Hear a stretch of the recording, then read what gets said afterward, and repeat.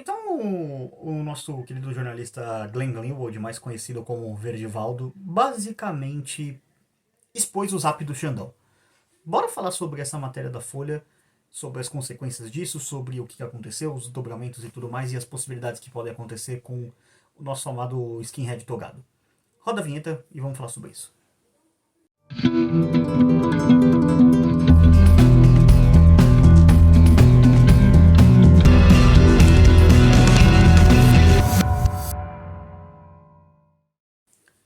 E aí pessoal, beleza? Bem-vindos ao canal Libertário 013, o meu nome é Caio, eu sou o canal de viés austro-libertário, eu falo sobre economia, filosofia, política e ética por essa perspectiva. O vídeo de hoje é para falar sobre a treta do Xandão, basicamente revelado o WhatsApp dele, as conversas, o que acontecia. Então, se você não viu a matéria e não sabe o que está acontecendo, aqui na descrição vai ter a matéria, eu vou deixar um link para você ver a matéria diretamente, porque né, não tem como você ver ela sem porque ela tá por trás de um paywall, então eu já vou deixar ela já com um removedor de paywall, tá? Pra vocês verem mais fácil. A segunda questão é que eu não vou falar sobre tudo da matéria, porque segundo o Glenn Greenwald, ele tem cerca de 6 GB de dados e aparentemente ele só soltou muito pouco disso, de conversas e tudo mais, então vamos comentar sobre mais ou menos um pouco do que saiu e muito mais sobre as consequências do que está acontecendo, tá? Primeiro, isso saiu mais ou menos ontem, por volta desse horário, 7, 8 horas da noite, que é o horário que eu tô gravando esse vídeo, vai ser para vocês daqui a pouco. E o interessante foi ver a repercussão na grande mídia, porque assim, nada do que saiu ali na matéria da Folha, que o Lemo dispôs, nada ali soa como algo muito novo pra galera da direita, tá? E aqui eu tô falando da galera da direita bolsonarista de maneira geral. Aquilo ali era uma coisa que todo mundo olhava e falava: isso está acontecendo, eu estou vendo isso acontecer, mas eu não consigo provar que existe um nexo entre a ordem e a ocorrência.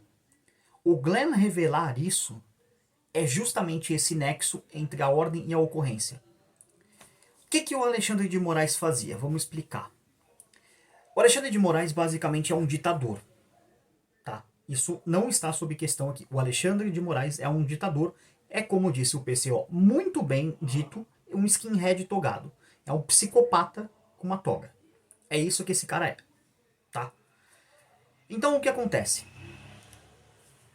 Ele, como ministro do TSE e ministro do STF, ele tinha duas funções que elas deveriam ser diferentes, mas ele usava o poder que ele tinha em ambas para fazer coisas. Sendo ministro do TSE em 2022, ele deveria ser o árbitro da eleição.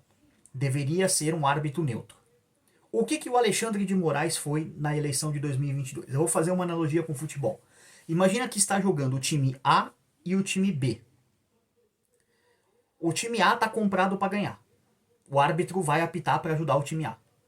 Então tem uma jogada de bola na mão contra o time A dentro da área do time B. Você fala, pô, bola na mão dentro da área é pênalti. O que o árbitro apita? Pênalti pro time A. Era isso que o Alexandre de Moraes estava fazendo. O Alexandre de Moraes era aquele árbitro, que árbitro de futebol quando ele tá comprado, ele com 5 minutos de jogo ele amarela uns 4 ou 5 da defesa adversária. O Alexandre de Moraes ele expulsou 5 da defesa adversária. Ele não amarelou, ele expulsou. Então, ele sendo o ministro do TSE e o ministro do STF, ele usava do poder dele, com os aspone dele, os assessores de porra nenhuma dele lá, para produzir relatórios, ou seja, ele fabricava provas e mandava essas provas fabricadas para o STF, que ele comandava também, que ele faz parte do inquérito, que é um inquérito legal, e investigava. Então ele atuava como um produtor de provas e o juiz que julgava as provas que ele mesmo produzia. Vocês percebem a gravidade jurídica disso? É um juiz que ele não é isento, como deveria ser todo juiz, porque ele está ativamente trabalhando na produção das provas que ele mesmo irá julgar. E aí fica a pergunta: se ele mesmo está produzindo as provas do inquérito que ele vai julgar as provas como procedente ou improcedente? Alguma vez o Alexandre de Moraes decidiu contra O Alexandre de Moraes do STF decidiu contra as decisões do Alexandre de Moraes do TSE? Isso aconteceu alguma vez? Vocês se recordam? Isso não aconteceu, evidentemente. Porque Xandão concorda com Xandão. Xandão do STF e Xandão do TSE concordam, porque são o mesmo Xandão. É o super Xandão que censura todo mundo. Percebam a gravidade disso. As eleições de 2022, os bolsonaristas alegam que a eleição teve fraude nas urnas. Deixa eu dizer uma coisa. A eleição provavelmente não teve nenhuma fraude nas urnas. Eu não boto minha mão no fogo pelas urnas, tá? Eu não confio. Primeiro porque eu não confio na democracia. Segundo que eu não confio no Estado. E se o Estado faz uma maquininha, eu já desconfio dela porque é uma maquininha do Estado. Ponto. É a minha desconfiança aqui. Ela é muito mais profunda do que... Aí eu acho que tem que ter voto auditável, que não sei o quê. Pra mim não tinha nem que ter voto nem democracia. O voto e a democracia é um erro. A democracia representativa liberal é um erro. Ponto. Mas vamos lá. Vamos entrar nessa parte aqui. A questão é... Como que a eleição de 2022 foi? E não há mais margem para dúvidas, porque o Twitter Files revelou isso. E eu vou deixar aqui na descrição o meu vídeo que eu fiz sobre o Twitter Files, que é importante vocês entenderem isso também, se vocês não estão acompanhando o caso. Que a eleição de 2022, ela foi fraudada. Essa é a palavra. A eleição de 2022 foi fraudada. Ah, o Bolsonaro ganharia as eleições se elas não fossem fraudadas? Eu não sei. Eu não sei. Mas teve o caso do Fábio Weitgatten, sei lá, não lembro o nome agora do rapaz, mas era o ministro das comunicações do Bolsonaro, que ele apresentou ao ministro do TSE à época, o cara que estava arbitrando as eleições, provas materiais de que anúncios da campanha do Bolsonaro no Norte e Nordeste estavam sendo não vinculados ou vinculados em uma proporção muito menor do que a lei diz em relação a anúncios da campanha do Lula. O que o Alexandre de Moraes fez? Nada. Porque, de novo, ele era o árbitro da eleição e ele estava comprado para um determinado candidato. Ou, para não dizer comprado, porque pode-se entender que eu estou acusando ele de receber dinheiro, mas ele estava comprometido com um determinado candidato. Ele atuou para que um determinado candidato ganhasse, vamos dizer assim. Então, isso é uma fraude. De novo, é como você ter uma partida de futebol em que bola na mão do time B, na área do time A, o time B está atacando, foi uma bola na mão, então é um pênalti. O árbitro simplesmente apita pênalti para o time A, que era o pênalti, o time que cometeu a infração. Era isso que o Alexandre de Moraes fazia. Ele sabotou as eleições de 2022. Se as eleições de 22 tivessem um árbitro realmente neutro, isento e imparcial, o Bolsonaro ganharia? Eu não vou entrar nessa seara.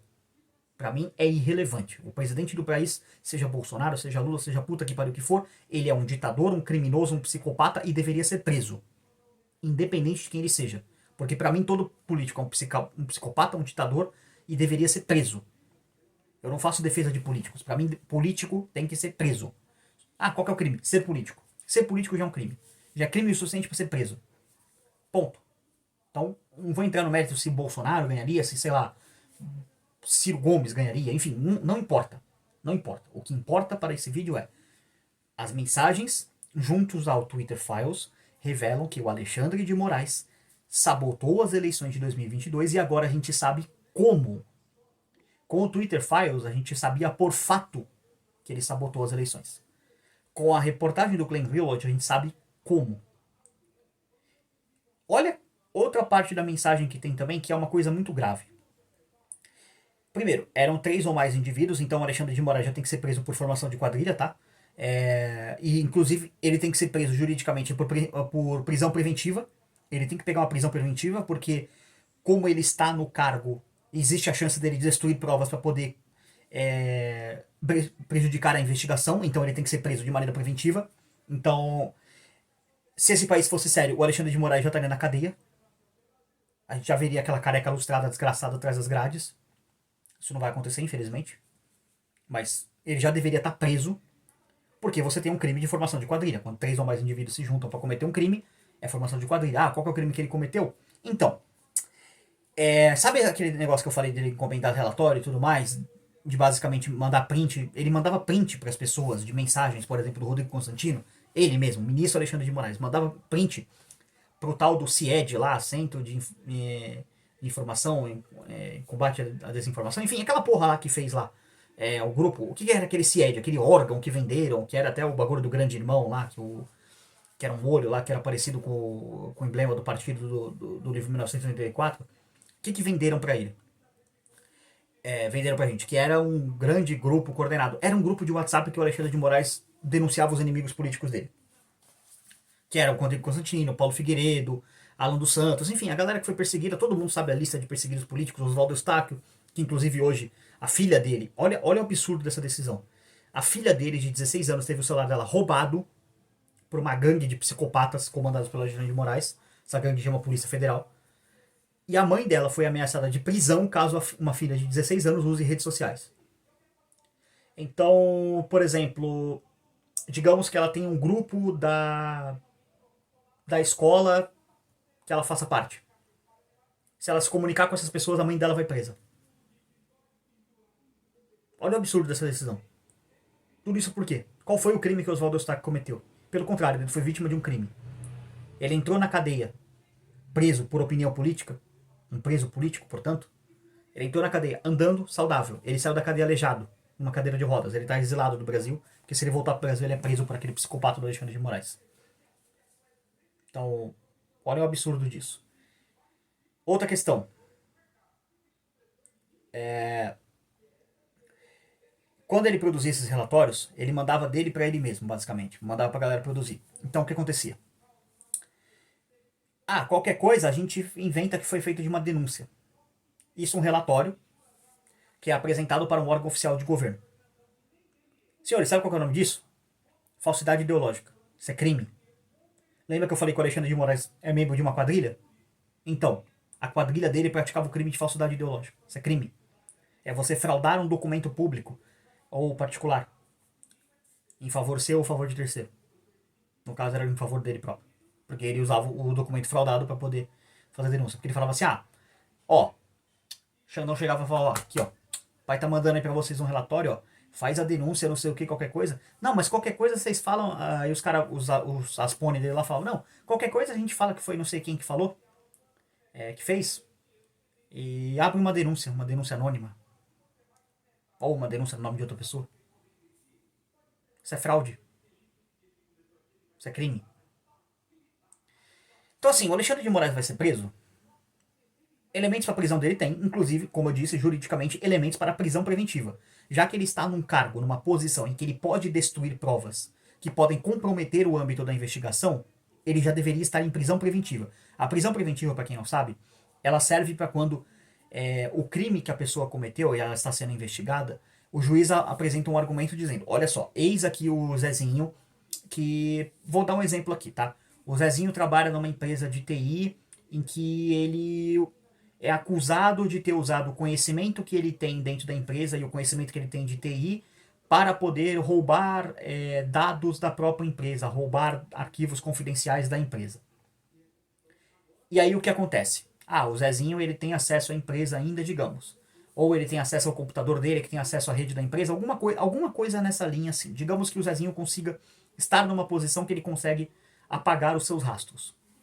O que o juiz faz? O juiz determina uma ordem de prisão preventiva. Por algum determinado tempo, fala, prendam o Zezinho porque ele está sendo investigado, por causa disso existe a chance dele destruir provas que possam atrapalhar o andamento das investigações, então deixa o cara preso até que a investigação verifique as evidências. Se as evidências forem sólidas o bastante, a prisão preventiva é transformada numa prisão temporária, né, no caso, que é... Acho que é ao contrário, na verdade. Prisão temporária, depois prisão preventiva. Enfim, se eu cometi algum erro jurídico aqui, galera, corrijam aí nos comentários. Mas é alguma coisa assim. Ou a temporária vira preventiva, ou a preventiva vira temporária. Mas basicamente é uma das duas coisas. Então o Alexandre de Moraes ele deveria ser preso. Porque ele tem meios de, estando no cargo de poder que ele tem, como sabotar a investigação. Porque, por exemplo, agora, nesse momento, ele pode estar simplesmente apagando mensagens do WhatsApp. Ele pode, sei lá, dar uma formatação no celular dele. Fala, ih, deu merda, vamos apagar os dados aqui. E orientando os Aspone dele a fazer a mesma coisa. Inclusive, ele pode estar fazendo isso agora. Se bem que o sujeito está fazendo crime, cometendo crime pelo... É que assim, aí também fica uma pergunta. O que vocês acham? Se manifestem nos comentários. Será que ele já botou na cabeça insana dele que isso não é crime, então ele pode falar isso abertamente no WhatsApp, que ele basicamente não tem privacidade nenhuma? E foda-se. Ou ele é tão burro ao ponto dele não perceber que ele tá cometendo um crime e ele simplesmente cagou pra isso. Então ele basicamente ele produziu provas contra ele mesmo. Porque se ele for inteligente agora, ele tá no grupo, ele não vai estar no grupo do WhatsApp dizendo pra galera apagar as mensagens. Ele vai estar num chat secreto do Telegram com mensagens que se autodestroem durante um tempo e dizendo pra galera apagar as mensagens. Seria isso. Só que eu acho que ele é tão burro ou tão alienado com a tirania e a falta de cabelo dele, que eu acho que realmente ele acredita que ele não tá cometendo um crime. Tanto que ele deu uma declaração que basicamente foi: foda-se. A declaração dele foi que tô cagando e andando. Repercussões disso. O que aconteceu? Flávio Dino, o chupeta de baleia, a baleia orca do STF, a baleia jubarte do STF, apoiou o Xandão. Então, aqui ó, ninguém solta a mão de ninguém. Os canalhas togados estão todos juntos. Porque, gente, é assim. Vamos explicar pra vocês o que pode acontecer se o Xandão cair. Se o Xandão cair, o Dias Toffoli vai ter que cair junto. Porque o Dias Toffoli é quem manda no Xandão. É ele quem tá puxando a coleira do Xandão. Porque ele mandou abrir um inquérito das fake news, que é um inquérito legal e inconstitucional, e todos os absurdos jurídicos que você pode colocar naquele inquérito. Então, se cai o Xandão, cai o Dias Toffoli. Mas aí você olha pros outros nove vagabundos togados e pergunta: vocês não perceberam que tinha um psicopata fazendo um relatório ilegal, a mando de outro psicopata fazendo uma investigação ilegal? Vocês realmente não perceberam? Então é basicamente crime de prevaricação. Que é quando você vê um crime e você não comunica. Então, você percebe que se cair um, cai dois. E se cair dois, cai 11? Vocês conseguem entender o nexo causal entre isso? Um ministro está cometendo um crime e manda de outro ministro. Ok, caem os dois. E os outros 9? Os outros 9, eles olharam esse crime acontecer e não fizeram nada. Portanto, eles omitiram. É crime também, então cai a Suprema Corte inteira. Qual a consequência política de cair uma Suprema Corte inteira? Seria algo inédito, mas seria interessante. Então, o que eu acho que vai acabar acontecendo? As repercussões foram basicamente: a grande mídia soltou a mão do Xandão, o Pacheco se pendurou nas bolas do Xandão, o Flávio Dino se pendurou nas bolas do Xandão, e é isso. Lula, Pacheco, Lira, esses filha da puta aí, desses desgraçados, desses políticos estão com o Xandão. A grande mídia basicamente percebeu o que a direita já denunciava, tipo, desde 2019, que é tipo, esse inquérito é ilegal, não sei o que, há 5 anos, então desembarcaram do Xandão, CNN fez matéria criticando o Xandão, Globo, ontem no Jornal Nacional, fez matéria criticando o Xandão, a própria matéria em si saiu na Folha, que basicamente já virou, na Austrália, a Folha já é um jornal de extrema-direita, fascista e bolsonarista. O Glenn Greenwald já está sendo acusado de ser de extrema-direita. Cara, o Glenn Greenwald, pra quem não conhece o Glenn Greenwald, ele é um jornalista de esquerda. Mas assim, ele não é aquela esquerda lunática, retardada, maluca das ideias. Ele é mais um jornalista do que de esquerda, tá? Porque quando você tem alguma coisa conflitando entre alguém de esquerda fazendo merda e o jornalismo, ele sempre pende pro lado do jornalismo, e mais do que isso, acima desse princípio dele do jornalismo está a liberdade de expressão. E ele criticou já esses ataques do STF à liberdade de expressão, também, já no passado. Então ele expor isso é uma arma muito importante, porque o Glenn Greenwald, ele não é um manezinho qualquer, assim, sei lá, uma Daniela Lima lá, aquela passadora de pano pro Lula. Cara, o Glenn Greenwald é um jornalista muito respeitado fora do Brasil. Ele é um jornalista muito, muito conhecido. Ele ganhou já, acho que prêmio Pulitzer, se eu não me engano, de reportagem, alguma coisa. Então ele é um cara que ele é muito respeitado como jornalista e também como ativista pela liberdade de expressão. Então essa matéria ser do Glenn é muito importante, entendeu? Tem um peso simbólico muito grande. É coisa que, por exemplo, na gringa já estão repercutindo. O Elon Musk, o dono do X, do Twitter, ele repercutiu a matéria no Twitter dele, né, na conta dele, no X dele, né? Fez um tweet sobre isso. Então, olha como a coisa é grande, não é pouca coisa. Ter sido o Glenn foi um grande benefício pra gente. Então, a grande mídia basicamente soltou a mão do Xandão, porque percebeu que ficar aliado com esse cara vai dar merda. Porque, assim, recentemente o Xandão mandou censurar o Brasil 247, que é o site do PT lá. Aliás, o 247 não, o Diário do Cu do Mundo lá, que o professor Olavo chama de Diário do Cu do Mundo, mas é o Diário do Centro do Mundo, que é o DCM, mandou censurar. Mandou censurar um jornal de esquerda. Assim, eles estão aplaudindo censura, então pra mim foda-se, tem que se fuder mesmo, acabou. Mas aqui, ó, a gente tem que defender até esses imbecis. Mas foi bom eles provarem um pouquinho do que eles defendem. Censurou? Isso é censura. Fechar jornal é censura. O Alexandre de Moraes, ele age da mesma forma que os militares agiam. Ah, eu não gosto que esse jornal fala. Fecha o jornal. Os militares faziam isso. Eles fechavam os jornais. Ah, você tá falando contra o regime? Fecha o jornal. Ah, você tá falando contra o STF? Fecha o jornal. É o mesmo modo operante. Então, assim, ele vai cair? Minha opinião agora, tá? Não é análise, não é nada. Minha opinião, eu acho que ele vai acabar caindo. Porque é aquela velha máxima, o sistema dá a mão para salvar o pé. Então, nesse momento, a mão é o Xandão. Entrega o Xandão pros leões, faz uma campanha na mídia para ele ser atacado, que não sei o que, protege o Toffoli, isola o Toffoli. Não, o Toffoli fica porque não. Não tem nada a ver, ó, foi tudo da cabeça do Xandão. Não foi o Toffoli que mandou. Você pode ver, eles não estão falando do Toffoli na mídia. Não estão falando do Toffoli. E o Toffoli é o mandante dos crimes do Alexandre de Moraes. Se o Alexandre de Moraes é um criminoso, ele é amando do Dias Toffoli. Então os dois deveriam ser presos. Inclusive em prisão preventiva ou prisão temporária, enfim, não lembro qual é o termo jurídico agora, mas se eu falei errado, de novo, me corrija nos comentários. Os dois deveriam ser presos. Inclusive deveriam ficar os dois na mesma cela, foda-se. E não estão falando. Então qual que é o plano que eles estão fazendo? É pressão midiática, pressão da mídia, em cima do Alexandre. O Dias Toffoli não. O Dias Toffoli deixa lá, deixa quietinho, deixa ele imaculado, deixa ele. Ou seja, isola o Alexandre de Moraes da corte, derruba ele, e daqui a pouco você vai ver, nos próximos dias, você vai ver o ministro aqui falando, veja bem, talvez o ministro Alexandre não tenha tido a conduta correta. Você vai ver que alguns ministros vão começar timidamente isolar o Alexandre de Moraes e fazer ele ser um corpo estranho dentro do STF, de modo que haja uma negociata ali nos bastidores e aí fala, deu ok, e você vai ver Lira e Pacheco mudando de ideia, falando, não, vamos empichar o ministro mesmo, que não sei o quê. Do ponto de vista institucional, o que está sendo feito? O Marcelo Van Hatten está puxando uma investigação para colocar o ministro Alexandre de Moraes na CPI do abuso de autoridade, então ele pode ser intimado a depor, porque uma CPI tem argumento jurídico para isso. Se você é intimado a depor por uma CPI, você tem que ir, porque isso é a mesma coisa que você faltar num julgamento quando você é intimado a depor, então você pode ser processado criminalmente, inclusive por isso. E você é obrigado a dizer a verdade, enfim, de toda aquela questão. É como se fosse um julgamento, basicamente. Então, é interessante. É interessante ver isso. Eu acho que ele vai cair. Sinceramente, eu acho que tá muito cedo ainda pra gente saber. Eu tendo a acreditar mais que sim do que não. Mas eu diria que é uns... Se eu fosse colocar entre 0 e 100, eu acho que eu colocaria uns 53, 47. 53 para ele cair e 47 para ele ficar. A questão é, isso que a gente não pode esquecer. Se o Xandão cair, abre uma vaga no STF. Se abrir uma vaga no STF, quem indica é o Lula. Então, na prática, o Lula aumenta o poder dele. E como o Xandão já é aliado do Lula, Xandão é Lula e Lula é Xandão, na prática não vai fazer nada. Então você vai ter mais um ministro do STF alinhado ao Lula. Então não muda nada. A questão é o longo prazo. Porque 2026 está logo aí. É daqui 2 anos da eleição.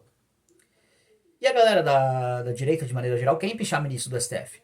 E, como eu falei, o movimento é pra derrubar o Xandão e salvar o Toffoli. Se 2026 entrar uma galera tipo, sei lá, vamos imaginar uma utopia maluca aqui, 54 senadores pró-impeachment de ministro do STF. Esses 54 senadores apontam um senador, ele é eleito senador presidente do Senado. Ele abre um pedido de impeachment contra o Dias Toffoli com base em você é o mandante dos crimes do Alexandre de Moraes. Você percebe que essa prerrogativa de você meter um impeachment no ministro do STF enfraquece o STF? Porque como isso nunca aconteceu na história da República Brasileira, basicamente, os ministros do STF são semideuses, eles fazem o que eles querem. Então se chega alguém e fala, peraí, você não pode fazer o que você quer, você pode muito, mas não pode tudo, e empicha um deles, você começa a abrir margem para empichar mais gente. Por isso que eles estão no modo ninguém solta a mão de ninguém. Porque eles sabem, se um cair, enfraquece a posição dos outros 10. Ou se 2 caírem, enfraquece a posição dos outros 9. Então eles, para continuarem mandando no país, que é o que o STF faz hoje em dia, eles não podem deixar nenhum deles cair. Então esse espírito de corpo do STF defende o STF. É por isso que eu acredito que, talvez, se não, o Alexandre de Moraes não cair, é por causa disso.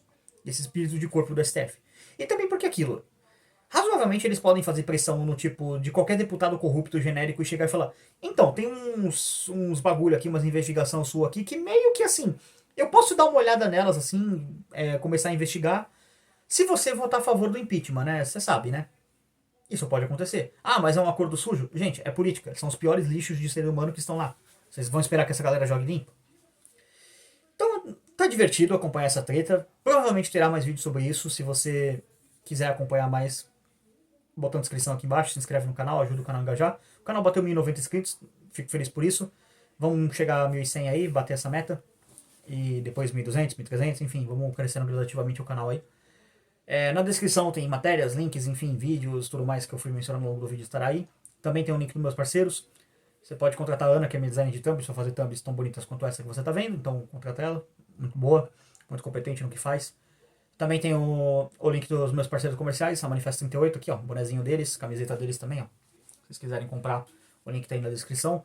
Usando o cupom Libertário013 você garante 22% de desconto em todas as compras de todos os produtos da loja. Então, faz seu pedido, bota o cupom, fecha a compra, 22% de desconto para você, usando o cupom. Você também garante desconto de 5% com o cupom Libertário013 se você comprar mel da BitHoney. Só avisar que veio pelo canal. E se você pagar com Bitcoin, você também tem direito a mais 10% de desconto. É mel natural, tá? Não é essas porcaria industrializada, é direto das abelhas mesmo. O pessoal é apicultor, então cuidam da abelha. Da abelhinha lá, né? E a abelha é o animal mais ancap que tem, afinal ele é aurinegro, né? Então, enfim. Então, cuidem lá. Eu não chego perto de abelha porque eu tenho medo de abelha, porque eu não tenho trauma, mas enfim, galera cuida. E tem uns mel da hora, tem açúcar de mel agora, tem um monte de coisa. Enfim, link do Instagram da BitHoney tá aí na descrição. Vejam lá o Instagram deles e comprem os produtos. E se for comprar, não esqueça, 5% de desconto usando o cupom Libertário013. Na descrição também tem o Nathan da Make Easy English, meu parceiro, da aula de inglês. Se quiser aprender a falar inglês, fala, cara, cansei do Brasil, o Brasil é uma merda, isso aqui nunca vai dar certo. Você tá certo, realmente tem que ir embora do Brasil mesmo. E se você for embora do Brasil, aprenda pelo menos a falar inglês antes. E contrata o Nathan, que ele vai te garantir uma boa qualidade de aulas. E sendo inscrito do canal Libertário013, você tem desconto também na hora da matrícula. Na descrição tem os meios para apoiar o canal diretamente se você quiser. Lembrando, comprando dos parceiros, você apoia o canal também. Mas se você quiser apoiar diretamente, você pode apoiar através de Bitcoin, Bitcoin Lightning Nano, pelas vias de criptomoedas. Ou você pode mandar um pix através do contato.libertario03@gmail.com. Segue também nas outras redes sociais para ajudar o canal a engajar lá também. Tá tudo aqui na descrição. Agradeço a todo mundo que assistiu. Por esse vídeo é isso. Tchau, tchau.